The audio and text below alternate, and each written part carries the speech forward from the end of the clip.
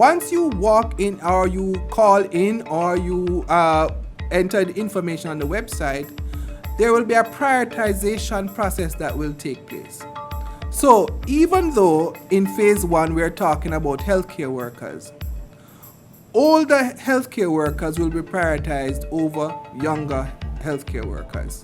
Healthcare workers with comorbidities will be prioritized over healthcare workers without comorbidities.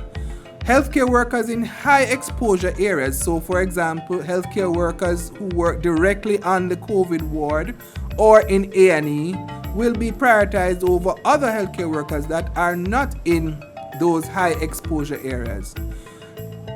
A very important part of our prioritization process is the fact that sometimes in some individuals, when they receive the vaccine and their bodies begin to mount a response, they begin to feel unwell for up to 24 to 48 hours. And so we can't vaccinate everyone in a particular area.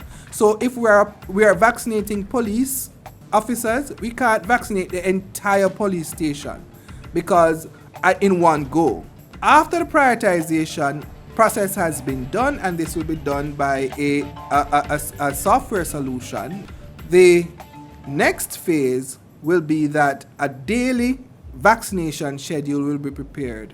And 3 days before your vaccination appointment, you will get notification of your vaccination date, your venue for vaccination, the time that you will be vaccinated, and other information particular to your circumstance. Once that is done and you have done the vaccination, a second appointment will be made for your second dose. As you know, most of the vaccines that we are getting are 2-dose vaccines, and therefore majority of persons will be required to take 2 doses, and so you will have to run this process twice.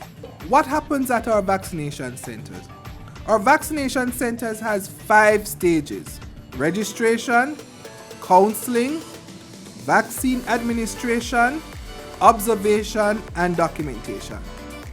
Now, each stage, we have done a time and motion calculation, and each stage of the process requires some time. So we're looking at a minimum throughput of 35 minutes with a maximum throughput of 52 minutes. Now, what makes the difference? The difference lies in stage 4. For those persons who have no history of allergic response, they will only be observed for 15 minutes. However, for those persons who have histories of allergic response, the recommendation is that they be observed for 30 minutes. Now, there are 3 levels of vaccination centers that we have, or vaccination programs that we have. At level 1, we have approximately 56 vaccination centers. The vaccination centers will operate for 5 hours during the day. We recognize that we will be able to vaccinate at level 1 3,720 persons per day. However, level 1 vaccination is a 3-day process where our health facilities will operate for 3 days. When we move to level 2 operation, it is for 5 days that we will be operating. However, for level 3, or what we call our BLITZ operation, we will now move to a 1,000 persons per day operation, where we identify mega sites for vaccination, and those mega sites will be able to have a throughput of at least 1,000 vaccinations per day. It is anticipated that we will have at least 19 such sites across the island, producing 19,000 vaccinations per day.